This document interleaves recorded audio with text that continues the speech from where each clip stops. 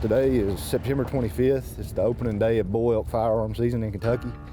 We're currently in Unit 6 in Martin County on the Czar track, which is one of our regulated areas. We're going to be trying to conduct some compliance checks and just patrol. We get a lot of trespassing complaints because there's railroad tracks and they'll put in at a different holler and ride the tracks up and get on the property. These are the tracks trespassers usually take to enter the property illegally.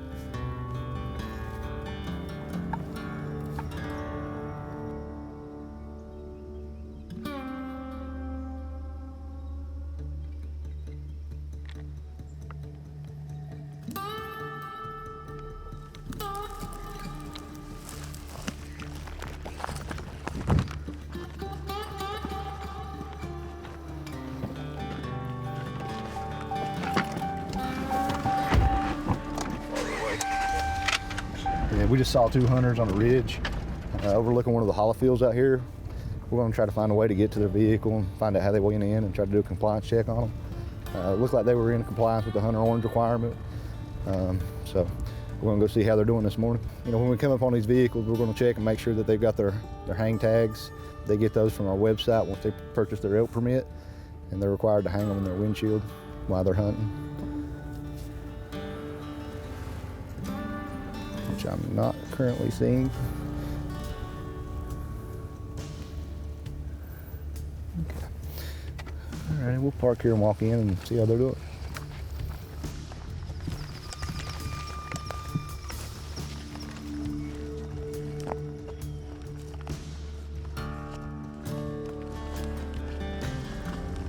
We just tried to conduct a compliance check on those two vehicles we saw on the hunters on a ridge. It ended up being the landowners. They wasn't hunting. They informed us that they've had some recent trespassing issues, so they brought us out here to where the people are known to hunt. We're going to go out here and see if we can find any kind of bait or cameras or any sign that they've been hunting illegally and try to make contact with them if they're there.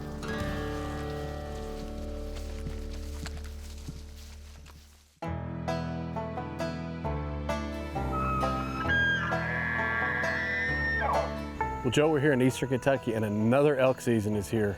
How many elk seasons have you worked now? I think this makes 7 or 8 for me. Okay. So we've been collecting data on elk since before they even got to Kentucky. And we are still in the process of learning what makes a healthy elk herd, right? Mm-hmm. What are you collecting today? So today what we did, we took a liver sample to help us gauge some different mineral levels. You know, we are in an area where the strip mine activities have occurred that there could be some heavy metal built up. So we're trying to collect these liver samples to help us establish a baseline for what normal levels are. Mm-hmm. And we're pulling teeth like you all have seen us do before. These are for age at harvest metrics to help us kind of get an idea of how old the elk are that we're harvesting, get a good age distribution. We also, today, this is a new one for us this year, we're collecting bull testicles to help one of our sister agencies in Pennsylvania with an ongoing research project that they have. They're curious if maybe there could be some issues with the sperm quality in those animals, probably related to the number of founders that they started their population with. And we're trying to serve as a kind of a control for them to see if there's any difference in the quality here on our animals. Pennsylvania is a state that does have elk. They're also involved in this liver deal as well, so you can take their data and compare it to our data, and that kind of helps you gauge what's healthy and what's not. Yes, so like if you go to a doctor's office and get a blood panel analysis, they can tell you, okay, your sugar is within this level, it's high or it's low. We don't really have a lot of those reference ranges for elk, so that's one of the main reasons we're trying to look at the liver stuff. And we're getting these samples from Pennsylvania as well, because they don't really have as much mining activity in that area. So we're kind of helping build a bigger reference range to see if there is an effect of heavy metals in the ground here or not.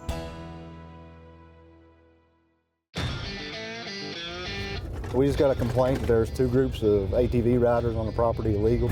You know, obviously we know all the hunters that were selected for this area, and there's no ATV use on this property, so this is not going to be our hunters, and it's not going to be anybody with permission to be here.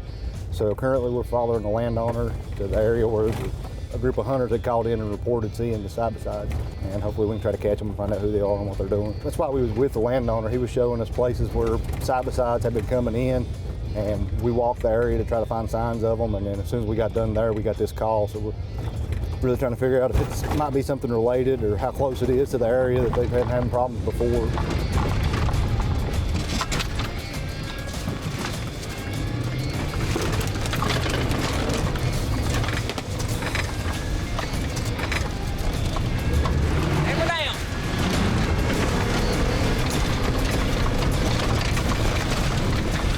That's one of the hunters.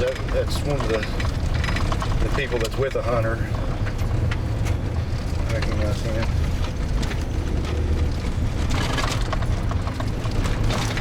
I'm not sure who they were. We'll have to sort all this out once we get everything squared away.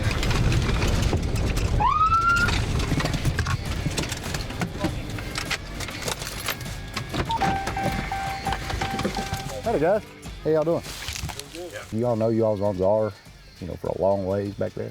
They don't allow any kind of ATVs and stuff. Are y'all hunting or just out riding around?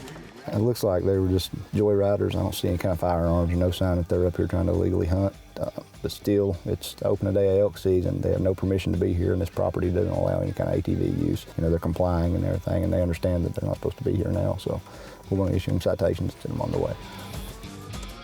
Y'all know it's the opening day of elk season, don't you? I had no idea. Didn't know? Okay. Well, what it is, there's people, back here that got drew for czar, and they're the ones that called and complained that side-by-sides are driving by and all that stuff. The two operators, you're going to be charged with ATV violations and, criminal trespassing. Thank you all, and be careful. I'm just glad we caught up to them and educated them. Hopefully we won't have no dealings with them for the rest of elk season.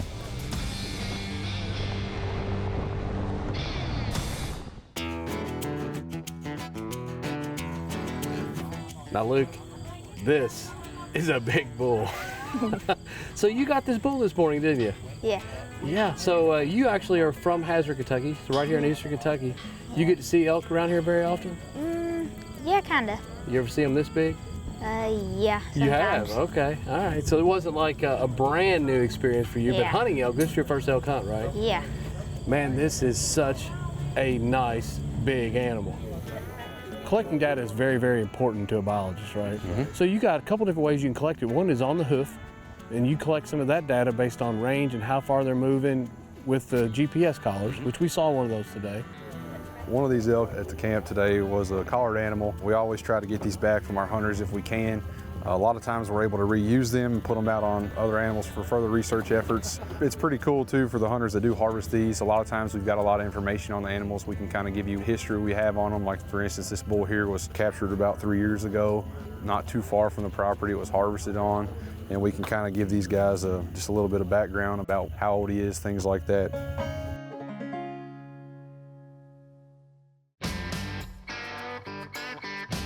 Yeah, obviously safety is our #1 goal. We want to maintain a high compliancy while we're out doing compliance checks on the public. We really want to make sure everybody's following Hunter Orange requirements. That includes a hat and a vest visible, 360 degrees, chest and back. That is awesome. Thank you. I'm Officer Field Fish and Wildlife. John Perkins. Nice to meet you. Nice to meet you. By this point in the elk season, we expect all hunters to already have their hunting license. Say we get your hunting license. Yes, sir. If you got your hunter education card in there, I'll take a look at it. Yes, sir. It's a little beat up. Uh-oh. That's all right. We'd like to see completion of the hunter education card and have that on their persons while they're in the field, and that applies to everybody born after January 1st, 1975. There it is. There's the license confirmation numbers on the back of it. And once you've bought your hunting license, you put in for the elk permit, and you've been drawn, they have to still go back on there and buy their elk permit and have that with them in the field as well. All right. Is your weapon unloaded over here? Yes, sir. It's important that they use the right equipment. Right now it's rifle season, so they're going to need to have a caliber 270 or larger. If they're using a detachable magazine or something, that would be able to hold more ammunition, it has to be a magazine not able to hold more than 10 rounds. Nice gun. If you're going to use a shotgun, it's got to be of at least 20 gauge firing a single projectile, so that would be like a slug or a sabot. Muzzle loaders of at least 50 caliber. No full autos, no full metal jackets, no tracer ammunition. Thank you, sir. Awesome. No problem. That is a beautiful elk. Thank you. Yeah, it's the elk of a lifetime. What do you think he'll score? The guys that was helping me out, they think around 370-ish maybe. A lot of people might not know that these regulated areas are privately owned and they all have their own set of regulations. You can go on our website and type in the name of the track you're going to be hunting, and it'll give you a property description, whether it allows ATVs, whether it don't allow ATVs. It's illegal to hunt elk over bait. In many of our regulated areas, it's illegal to bait, period, even for deer. It's important to keep that in mind. And the biggest thing about being a successful hunter is when you find out that you've been drawn and where you're drawn for, that's really where your hunt needs to begin. We came out The Saturday of Labor Day weekend, my wife and I scouted, and I had the Argus map with the boundaries, and everywhere I'd find sign, I would mark it. So I would suggest coming down and scouting the day before, make sure you're in the right place and know where you're going to hunt, know the boundary lines. That just takes a lot of the guesswork out once you get in the field. It makes you much more likely to be successful.